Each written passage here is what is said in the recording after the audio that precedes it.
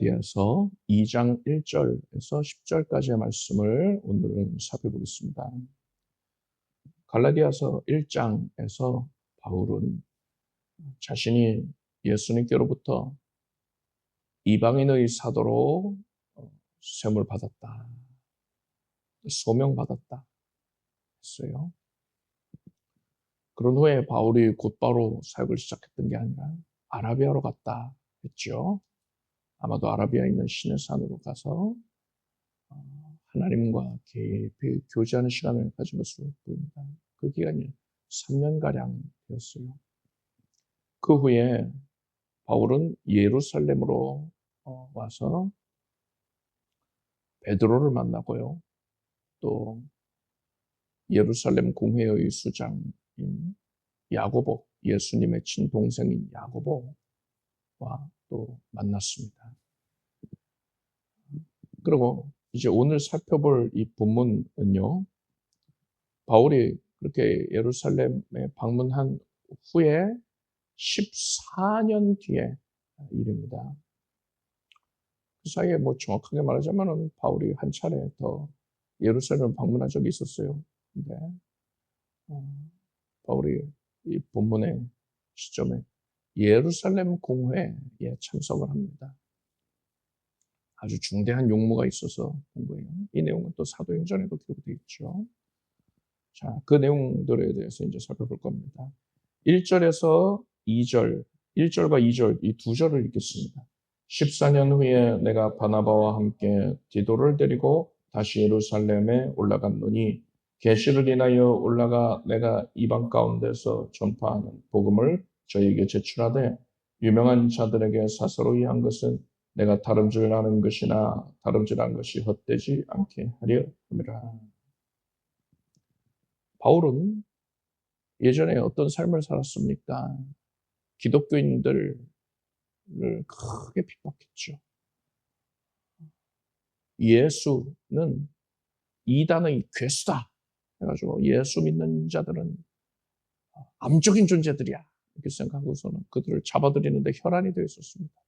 스데반 집사를 죽이는데 앞장섰지요. 다메섹, 이스라엘 지경에서 멀리 떨어져 있는 이 다메섹까지 달려갔습니다.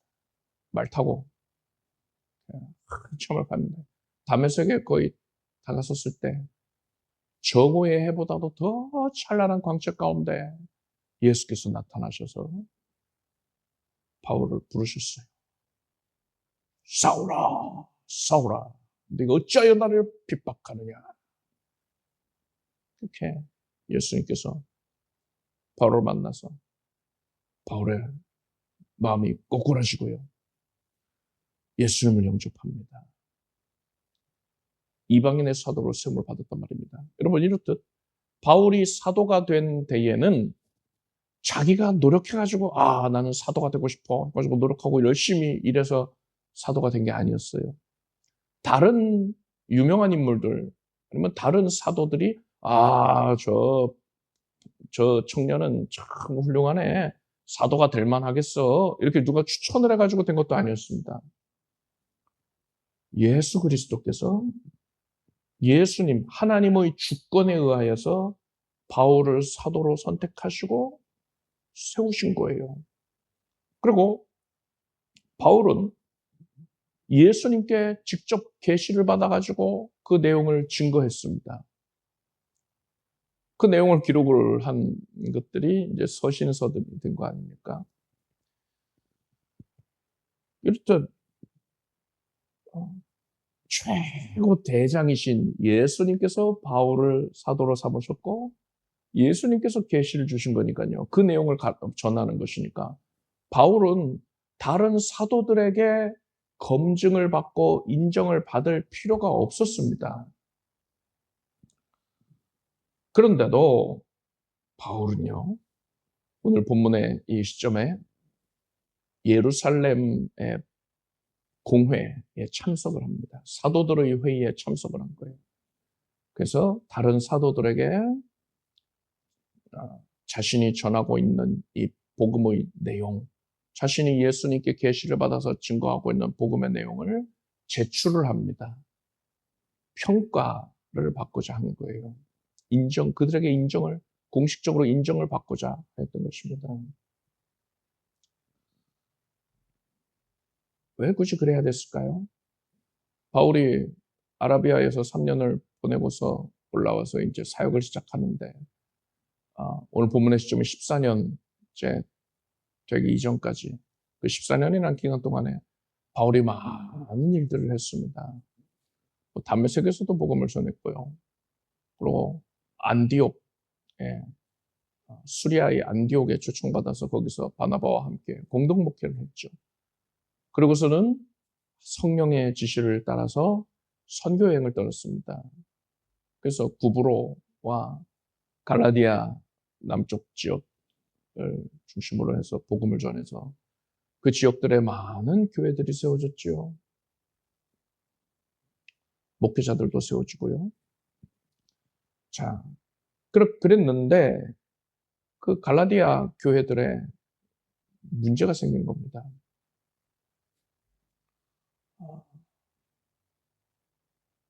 어떤 스스로 선생이라 스스로 말하는 자들이 침투에 들어와가지고서는요. 너희가 예수로 구원을 받는다, 예수 믿어서 구원받는다 하는데, 그래, 그거 맞는 말이야. 근데 그것만으로는 안 되고 율법 지켜야 된다. 구약 성경을 보면은 율법을 강조하고 있잖아. 너희들 율법 안 지키면은 그거 못 받는 거야. 그러는 거예요. 유대주의자들이 그런 겁니다. 그래서 자기 가치관, 고정관념을 버리지를 못한 자들이었어요. 예수로 말미암아서 사람은 예수 믿으면 모든 율법으로부터 자유하게 되는데, 율법을 다 온전히 성취한 자가 되는데, 그것을 받아들이지 못하고요. 예수의 대속의 은혜를 믿으면서 동시에 율법도 지키기 위해서 애써야 된다. 이런 가르침을 주장하는 자들이었습니다. 근데 그들이요, 바울이 워낙에 강력하게 복음의 뿌리를 각 교회들마다 내려놨기 때문에 바울의 권위를 흔들어야지 자기들 말이 먹히지 않겠습니까? 그래서 바울이 무슨 사도야? 예수님과 함께 행동하고 그 공생의 시절에 함께 다녔던 것도 아니잖아. 바울이 뭐 예수님께 직접 사도로 세움을 받았다고 주장을 하지만 그거 누가 알아? 자기만 아는 거지. 그리고 그가 전하는 내용도 예루살렘 그 사도들의 회의에서 그가 파견된 게 아니기 때문에 그가 자기 생각 전하는 거다. 너희들이 좀 단단히 잘못 알고 있어. 바울이 예수만 믿어서 구원받는다 하는데 그거 틀린 말이야. 바울이 몰라서 그래. 율법도 지켜야 돼. 이런 식으로 얘기를 하는 거예요. 그래서 분별 없는 성도들의 경우에는 그 말을 듣고 미혹이 된단 말입니다. 그리고 미혹되지 않는다 하더라도 바울은 사도가 아니다. 그리고 바울이 전하는 내용에 큰 결격 사유가 있다. 인정받지 못한 내용이다. 이런 얘기를 들으면서 성도들이 상처를 받는단 말입니다. 그래서 그런 얘기 들으면 또 세뇌당할 수도 있죠. 여하간에 성도들의 영혼에 큰 해가 되었던 겁니다. 그리고 여러분 율법주의를 받아들이면은요, 이건 다른 복음이 조금 더 발전된 형태 이게 아니라 그냥 틀렸다.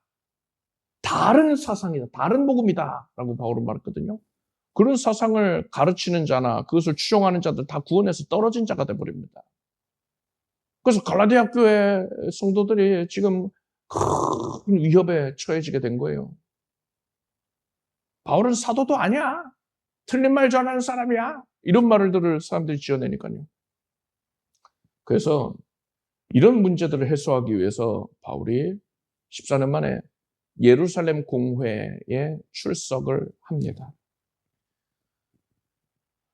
거기서 이제 2절을 보니까 바울이 예수님께 계시받아서 자기가 전하고 있는 복음, 이방인들에게 전하고 있는 복음의 내용을 제출을 합니다. 그래서 검증을 받는 거예요. 이것이 자기가 열심히 사역하는 것, 달리기 하는 거잖아요. 다름질한 것과 그런 내용들이 헛되지 않게 하기 위함이다. 여러분, 바울은 직접 예수님께 계시받았고 예수님께서 직접 세우신 사도인데 이렇듯 교회와 또 성도들을 위해서 기꺼이 다른 사도들에게 자신을 검증해달라고 요청했어요. 참 겸손한 거죠. 아니 내가 감히 누군데? 나는 예수님이 직접 세웠는데 누가 나를 검증한단 말이야? 네가 나보다 성경 잘 알아? 이럴 수 있잖아요. 그러지 않았다는 거예요. 기꺼이 낮은 모습을 보였습니다. 여러분, 우리도 이런 모습을 본받아야 돼요. 하나님께서 성도에게 은사를 주십니다. 그래서 직임을 감당케 하시죠. 그래서 성도가 감당하는 모든 일들, 하나님께서 맡기신 사역들, 그것은 교회의 인정을 받아야 되는 거고요. 교회의 질서를 세우고 교회의 덕을 이루는 방향으로 이루어져야 됩니다. 어떤 연예인이 자기가 성경에 대해서 깨달음을 얻었다면서 성경을 강의를 합니다.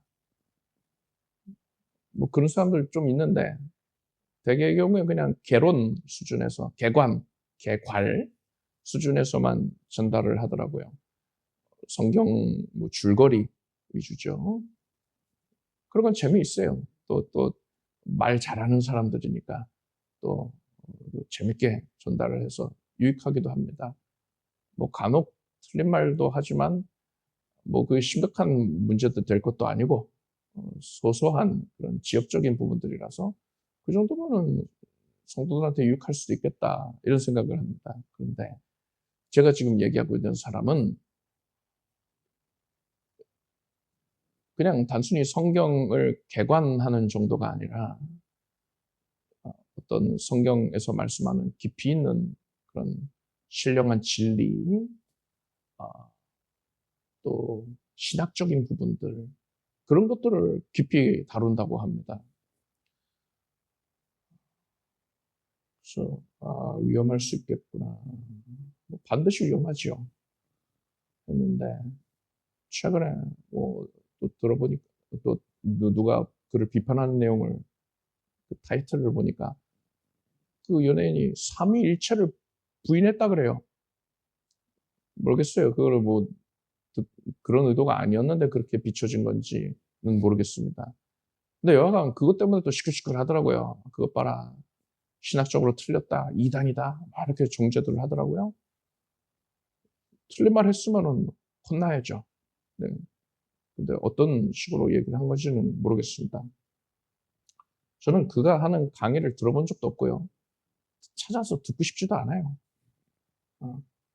근데 제가 한 가지 아는 건 뭐냐.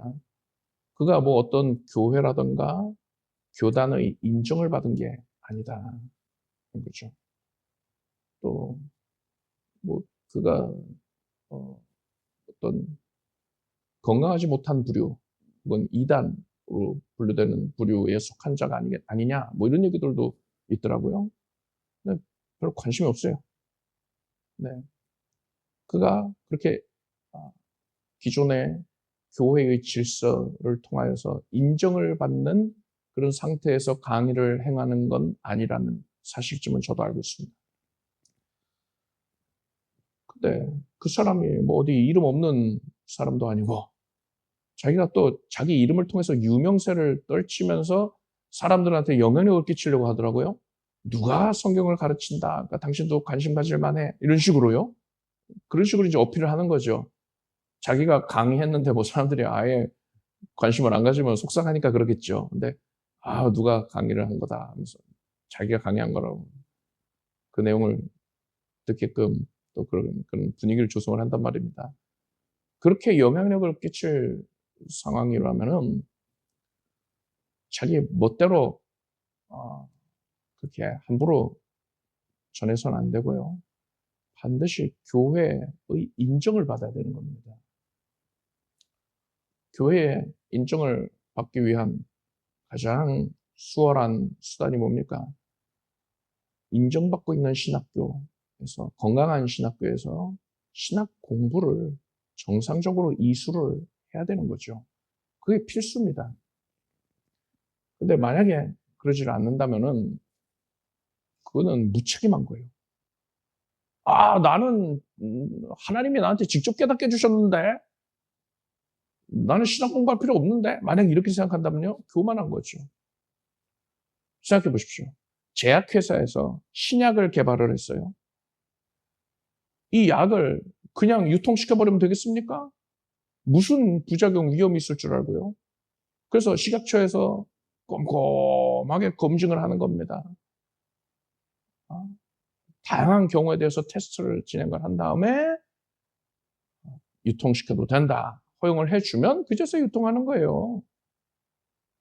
근데 육신의 약보다 더 치명적인 결과를 초래하는 게 바로 영혼에 대한 것입니다. 근데 성경 그냥 개론 전하는 것도 아니고 그 줄거리 전하는 것도 아니고 깊이 있는 신학의 내용을 전하는 강의들인데 그렇게 검증받지 못한 사람이 전하면은 이거는 굉장히 위험한 거란 말이에요. 영혼에 씻을 수 없는 상처를 안길 수가 있단 말입니다. 이런 말 하면은 뭐 사도 바울은 신학 공부했냐? 아니면 바울이 수많은 목회자들을 세웠는데 그들은 신학 공부 제대로 한 거냐? 이렇게 반문할 수도 있죠. 초대교회 시절에 하나님께서 사도들을 세우셔서 그들에게 계시를 주시고 감동 주셔서 하나님의 말씀을 증거하게 합니다. 그리고 그것이 기록되게 하셨어요. 그게 성경이 된 겁니다. 그리고 성경이 완성된 이후에는 하나님께서 말씀을 통해서 역사해 주신단 말이에요. 설교자라든가 아니면 일반 성도들에게도요. 기록된 말씀을 근거로 해서 감동을 주셔서 그것을 통해 하나님의 말씀을 증거하게 하신단 말입니다. 그렇기 때문에 오늘날에는요. 성경 말씀에 대한 깊이 있는 이해를 위해서 공부가 필요한 거예요. 그게 반드시 필요한 시대인 것입니다. 그리고 사도 바울이 여러 목회자들을 세웠는데요. 그들은요. 하나같이 바울에게 가르침을 받은 자들이에요. 바울의 신학교를 우등으로 수료한 자들에 한해서 목회자 직분, 그러니까 장로였죠. 당시에는 이름이, 그 직분명이. 장로로 그들을 세운 겁니다. 뭐 신학교 간판을 달아놓은 건 아니었지만 두란노에서 그렇게 오랜 세월 복음 전했던 그 성경을 강론하였던 것처럼 바울이 직접 그들을 가르친 겁니다. 그래서 그러한 모든 내용을 숙달된 이들에 한해서 장로로 세운 거예요. 성경에 무지하면 어떤 말들을 하느냐. 제가 그 이단 신천지 그들에 대해서 예전에 좀 깊이 알아봐야 할 게 있어서 그들의 뭐 교육 과정이라든가 그런 내용들을 꼼꼼히 살핀 적이 있는데 거기에 뭔 내용이 있냐면요. 아주 그냥 코미디예요, 코미디. 그룹 천사에 대해서 이제 설명이 나오는데요. 성경에 그룹 천사라고 있잖아요. 그룹 천사가 화용검을 들고서는 또 에덴 동산 뭐 그런 얘기들 있지 않습니까? 그 그룹 천사에 대해서 GROUP, 그래서 천사들이 그룹을 이루고 있다. 이런 식으로 설명을 하더라고요. 근데 그룹 천사는요, 그 그룹이 아니고 히브리어 케루빔이요, 케루빔. 그냥 그 케루빔 천사인데, 케루빔인데, 케루빔을 우리말로 그룹이라고 말을 옮긴 것 뿐입니다. 그거를, 뭐 그룹 사운드도 아니고 이게 그룹을 이룬 천사들이다. 이런 식으로 설명을 하고 있어요. 얼마나 무식하면 그래요. 그러니까 성경을 자기 멋대로 그냥 해석을 하되는 그런 집단이란 말입니다. 거기에 사람들이 무지몽매가지고 빨려 들어가고 있으니 얼마나 한심합니까? 성경을 모르면 극단적으로 그런 경우까지 있단 말이에요. 그렇게 무식해요. 그런 식으로 뭐 악한 의도 갖진 않았다 하더라도요. 성경을 모르면 또 어떤 어려움이 있느냐. 성경을 가르칠 때요. 표현을 오해의 소지가 있는 표현을 쓸 수가 있습니다. 신학적으로 다른 방식으로 이해할 수 있는 가능성이 있는 그런 표현을 써서 설명을 할 수도 있어요. 그러면 어떤 성도들의 경우에는 다른 배경을 가지고 있는 성도들의 경우에는 그걸 또 그릇되게 받아들일 수 있잖아요. 그럼 그 사람 영혼에 크게 해가 된단 말이에요. 그리고 성경 전체에서 말씀하고 있는 어떤 교훈이라든가 신학적인 그런 사상들 가운데 논쟁이 될 만한 게 뭐냐. 이거에 대해서 미리 알고 있어야 되는 거예요. 그 논쟁의 역사가 어떠했냐. 어떤 식으로 주장들이 있어 왔는지, 어떤 비판들이 있어 왔는지, 그리고 그들이 각각 어떤 성경 근거 주장들을 해왔는지도 알아야 되는 거예요. 그리고 내가 지금 이렇게 말하고자 하는 거는 성경 전체 말씀의 지지를 받고 있는 거냐. 만약에 특정 구절이 이것과 정면으로 위배되고 있지는 않은가. 이런 것들을 알아야 되잖아요. 그럼 성경 전체에 대해서 아주 해박하게 깊이 있게 알고 있어야지 비로소 성경을 가르칠 수가 있는 겁니다. 그냥 줄거리 가르치는 그런 수준이 아니라 깊이 있게 전달을 할 때는 그래야 된다는 거예요. 단순히 내가 깨달음을 받았어 하고 어디 산에 올라가서 기도하다가 내가 드디어 깨달았다. 하나님이 깨달음 주셨어요. 하고서는 그것은 전달하면 안 된다는 얘기입니다. 바울은요. 하나님이 보증하시는 자잖아요. 성경에 나오니까. 하나님이 직접 계시하시고 직접 사도를 세우셨는데 그런데도 바울은 겸손한 마음으로 교회의 인정을 구하지 않습니까? 사도들의 평가를 받고 인정을 받고자 했단 말이에요.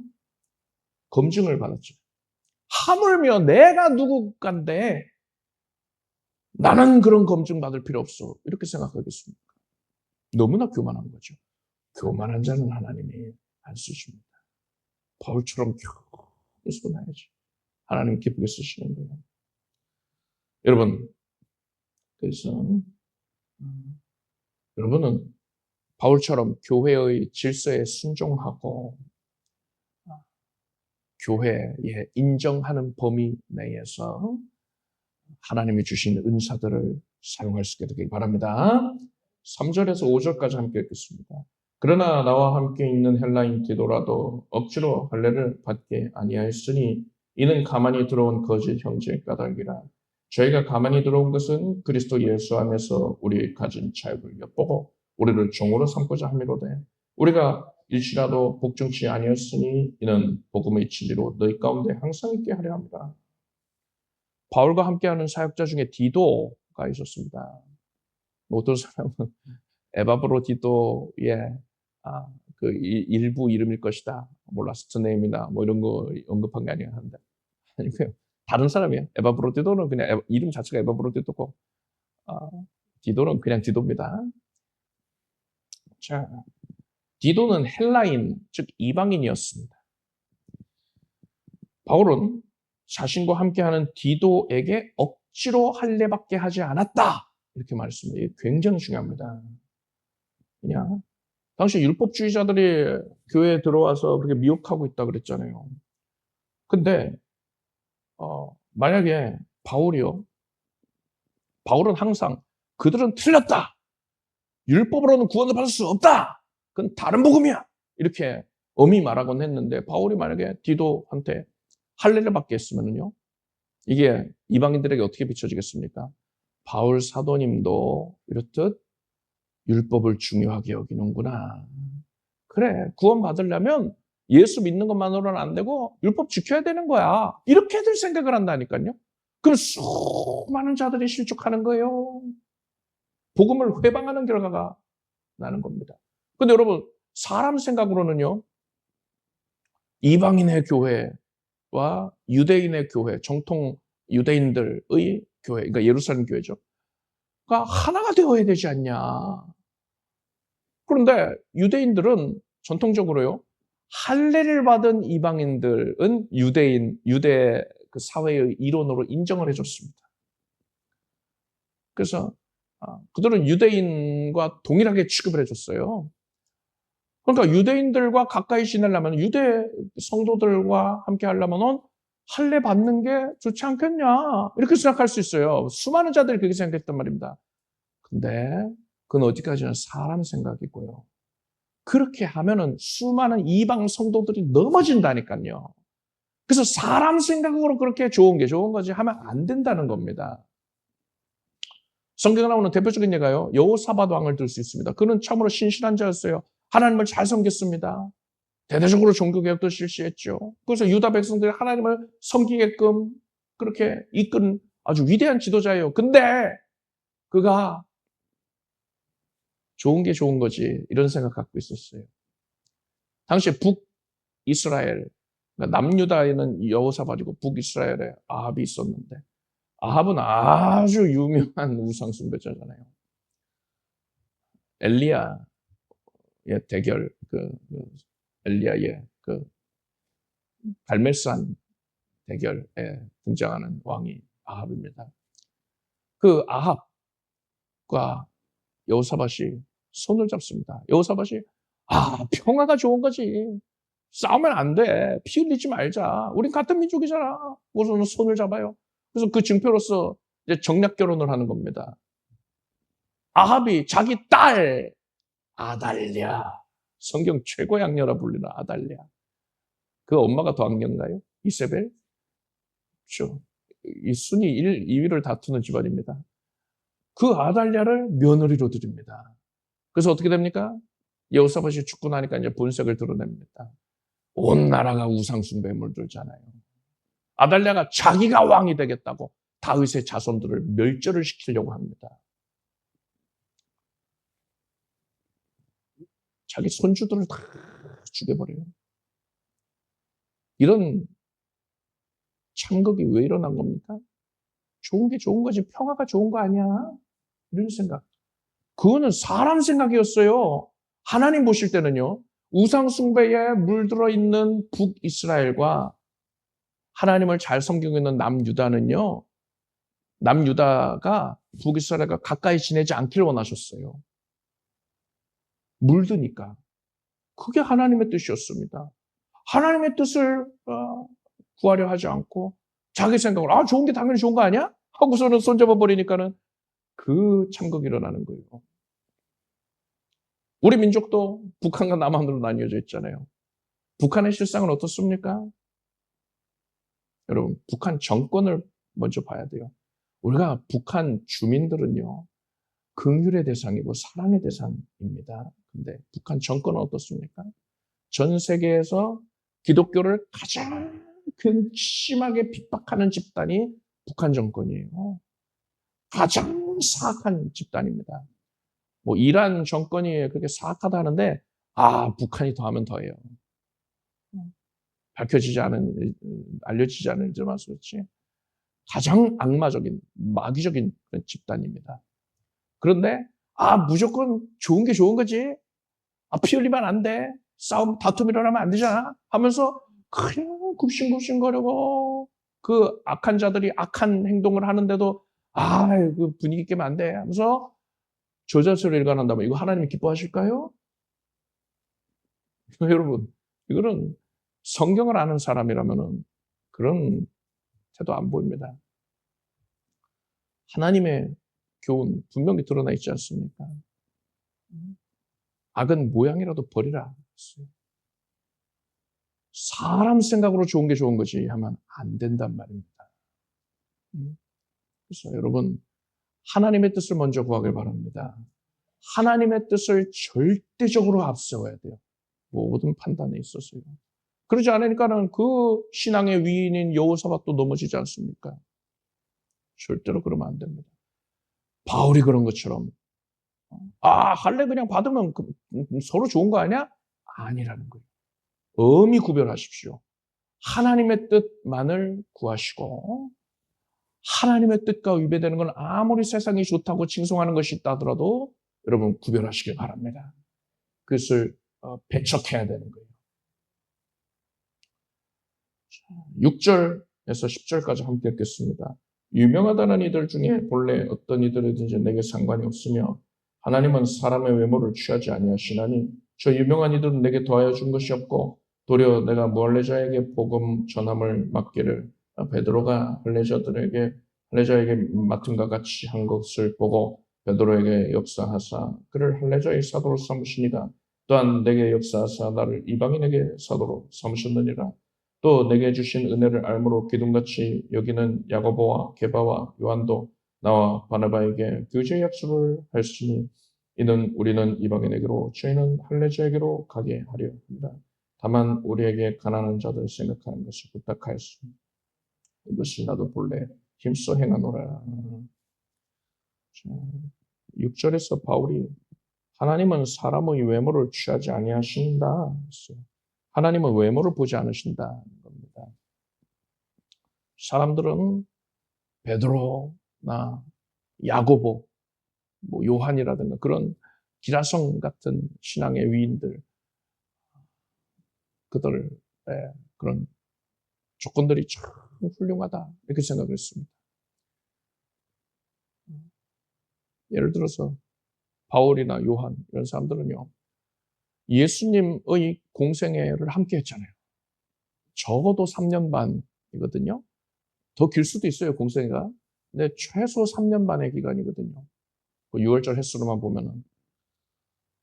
그 기간을 예수님께 친히 개인 지도를 받은 거니까 얼마나 훌륭하겠느냐 이렇게 생각을 한 겁니다. 그리고 야고보, 예수님의 친동생 야고보, 예루살렘 공회의 수장이거든요. 그러니까 모든 사도들이 야고보의 말을 듣는 거예요. 이 야고보도 그럼 그렇지. 예수님의 친동생이니까 예수님을 얼마나 잘 알겠어. 참 훌륭하다 훌륭해 하면서 칭송하기 바빴단 말이죠. 사람들이요. 근데 바울은요. 하나님은 그런 조건 안 보신다. 그래서 나도 그것에 연연 안 한다. 내가 그런 조건들 때문에 그들에게 인정받고자 한 게 아니다. 이렇게 말합니다. 하나님은 사람의 조건을 보지 않으십니다. 베드로가 그렇게 예수님께 오랜 기간 사사를 받았음에도 베드로는 우선 학문이 없는 자였잖아요. 그래서 아무것도 지식적인 측면이 잘 구조화가 되어 있지는 않고요. 또 베드로가 충동적인 그런 성미가 있었습니다. 그뿐입니까? 예수님이 붙잡히셨을 때 나는 예수 모른다. 3번이나 부인합니다. 마지막에는 저주하면서 부인하기까지 했어요. 이게 훌륭한 모습입니까? 야고보는 어땠나요? 예수님의 친동생 야고보. 야고보는 예수님이 공생애 하실 때 사람들이 예수님을 에워싸고 있는 그런 상황에서 예수님한테 찾아옵니다. 가족들이 찾아와요. 예수가 미쳤다. 이렇게 하면서 맏형인데 맏형님인데 예수는 미쳤어. 그래서 부끄럽다. 데려가야겠다. 이럽니다. 당시에 유대교의 지도자들, 바리새인이나 사두개인이나 그런 자들의 눈밖에 날까봐, 그래서 자기들한테도 막 파문 내릴까봐 두려웠겠죠. 그래서 예수는 미쳤어요. 여러분 지금 미친 사람, 저 사람들 듣지 마세요. 내가 집에 데려가러 왔어요. 이러는 거예요. 사역을 공공연하게 회방한 자들입니다. 그게 뭐가 훌륭해요? 그런 부분에 그 사람들이 그냥 만들어낸 겁니다. 이러이러하니까 저렇게 하나님이 기둥같이 쓰셨지. 이러이러한 훌륭한 점이 있으니까 기둥같이 쓰신 거야. 이렇게 사람들이 그냥 꾸며낸 말이에요. 본인들도 그렇게 생각 안 할 겁니다. 여러분, 하나님은 사람이 어떤 경력을 갖고 있는가, 어떤 장점을 갖고 있는가, 이걸 보고 그 사람 사용하시는 게 아닙니다. 그저 하나님의 주권에 의해서 하나님이 선택하셔서 하나님이 사용하시면 되는 거예요. 생각해 보세요. 아이가 인형놀이를 합니다. 공주님, 왕자님 인형을 가지고서 놀아요. 뭐 경찰, 도둑 역할을 하게끔 할 수도 있죠. 그렇게 해서 재밌게 아주 이 아이가 만족스럽게 놀았어요. 그러면은 이 인형이 연기를 잘해서 능력이 출중해서 재밌게 논 겁니까? 아이가 만족한 겁니까? 아니잖아요. 그냥 이 아이가 아이의 뜻대로 했을 뿐이에요. 아이에게 달려있는 겁니다. 마찬가지입니다. 하나님께서 사람을 사용하실 때 사람이 뭐 무슨 경력이 있고 무슨 장점이 있고 능력이 있고 이런 게 중요한 게 아닙니다. 그저 하나님의 뜻대로 하나님의 주권에서 하나님의 손에 들려서 하나님이 사용하시면 그만인 거예요. 하나님이 하시면 이루어지는 거고요. 하나님이 안 하시면 안 되는 겁니다. 그런데요, 여러분. 하나님이 그렇게 사용하신 자들, 바울의 말을 빌자면 기둥같이 사용하신 이들에게는 한 가지 공통점이 있어요. 뭐냐? 겸손하다는 겁니다. 하나님 앞에서 겸손한 거예요. 왜냐? 하나님께서요, 사람의 단점 그거 전혀 안 보시거든요. 장점도 하나님께는 도움이 안 되고요. 단점도 하나님께 제약이 안 돼요. 그런데 하나님께서 미워하시는 게 있습니다. 교만한 거예요. 하나님께서 겸손한 자를 은혜를 주시고요. 가까이 하시고요. 교만한 자를 미워하신다, 멀리하신다. 하나님 앞에서 겸손한 자를 하나님이 사랑하셔서 그를 사용하시는 거예요. 베드로를 보십시오. 예수님을 그렇게 부인하면서 처절하게 실패했어요. 예수님, 제가 다른 사람들은 다 예수님을 버릴지라도 나는 주를 버리지 않겠나이다 하면서 칼을 준비해놨잖아요. 내가 예수님을 지켜드리겠어. 근데 어땠습니까? 도망쳤잖아요. 부인했잖아요. 처절하게 그렇게 실패를 하고 나서 내가 내 힘으로 하는 게 아니구나. 나는 못하는구나. 이걸 안 겁니다. 그래서 베드로는요. 그 이후로부터는 오직 하나님만 의지하는 겁니다. 하나님이 도우시지 않으면, 하나님이 붙잡지 않으면 나 아무것도 못합니다. 이렇게 박삭 깨어진 마음으로 하나님 앞에 정녕 겸손한 마음으로 하나님만 의지하고 있었던 거예요. 예수님의 친동생 야곱은 어떻습니까? 예수님이 부활하시고 나서, 승천하시고 나서 이제 안 겁니다. 나의 형님이신 예수가 정녕 성경에 기록된, 예언된 메시아이셨구나. 그래서 야고보가요, 그때부터 예수님 앞에 무릎을 꿇습니다. 자기 형님이 아니라 주인이신 거예요. 주님이신 거예요. 그래서 무릎을 꿇고 하루 왼종일 기도해요. 그래서 야고보의 별명이 뭔지 아십니까? 전에 오는 말에 하면 낙타무릎이에요. 낙타무릎. 무릎이 변형이 될 정도로 그렇게 예수님을 순한 마음을 쏟는 거예요. 아, 형님, 나 알잖아요. 나 가깝잖아. 이게 아니고요. 철저하게 자신을 낮춘 겁니다.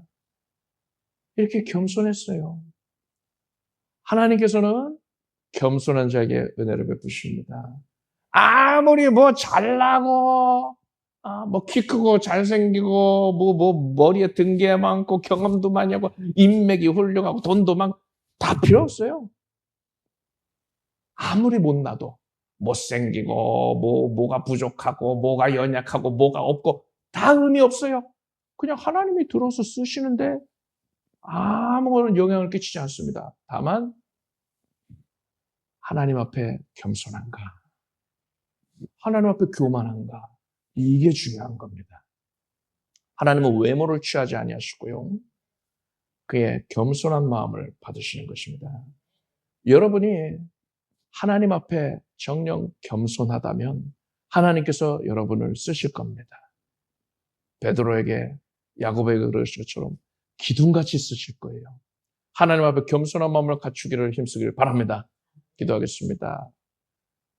하나님 앞에 우리가 참으로 마음을 낮추게 하소서. 비진리와 타협하지 않게 하여 주시고 오직 예수 그리스도의 복음만을 드러내며 예수 그리스도만 의지하며 하나님 앞에 그냥 겸손한 마음으로 살아가게 해주시옵소서. 예수님의 이름으로 기도드립나이다. 모두 자리에서 일어나시기 바랍니다. 가슴에 손 얹고 아픈 곳에 손 얹고 기도하겠습니다. 하나님, 하나님의 말씀으로 우리 영혼을 살리시는 것을 감사합니다. 하나님의 말씀에 생명이 있습니다. 생명을 받습니다. 이제 말씀을 믿음으로 받아 누리는 주의 백성들이 영혼력을 능력으로 강건함을 있게 하여 주시고 하나님의 각별한 신유의 은혜를 받아 누리게 하소서. 예수 그리스도의 말씀의 능력으로 말미암아서 지금 손을 얹은 부위가 깨끗이 고침받을지어다. 머리에서 발끝까지 정결하여 질 것이고 하나님의 은혜로 신경 조직에 혈관이 예수 이름으로 쾌쾌 되어서 일체의 연약과 어려운 부작용이 없을지어다. 하나님이 나를 고치셨습니다. 종양과 결석도 사라지고 암세포도 사라집니다. 온몸이 쾌쾌 됩니다. 모든 수치가 정상이 됩니다. 하나님께서 나에게 생명 주시고 세임을 더하셨으니 주를 위해 살겠습니다. 간증하며 하나님께 영광 올리겠습니다. 사랑하는 온 가족들이 쾌쾌 하여 주시고 생명을 얻게 넘치게 얻게 하여 주시옵소서. 삶의 현장에 가정이 큰 복받게 하여 주시고 필요로 하는 것들이 적재적소에 공급받게 하여 주시옵고 하나님의 은혜로 이삭이 100배의 결실을 거둔 것과 같이 주의 백성들이 후이되어 누르고누르 넘치게 결실 거두게 하여 주시옵소서. 바라고 소원하는 자목이 주 이름으로 다 응답되게 하여 주시옵소서. 예수님의 이름으로 기도드립나이다. 믿음으로 될지어다. 박수 올리겠습니다. 자리에 앉으십시오. 준비하신 예물을 정성된 마음으로 하나님께 드리겠습니다. 드리신 예물을 위해 축복 기도하겠습니다. 하나님의 은혜에 감사하여 거룩하게 구별하여 예물 올립니다. 하나님께서 거두시고 하나님께서 주의 백성들의 삶을 풍요케 해주시옵소서. 그래서 더 열심으로 하나님의 맡기신 사명 잘 감당하게 힘쓰고 땅끝까지 복음 증거하는 선교 사역에 이바지하게 해 주시옵소서. 예수님의 이름으로 기도드립나이다. 우리 주 예수 그리스도의 무한하신 은혜와 하나님 아버지의 사랑과 성령님의 교통하심이 수요예배에 함께한 사랑하는 성도들 위해 영원토록 함께 없시기를 축원합니다.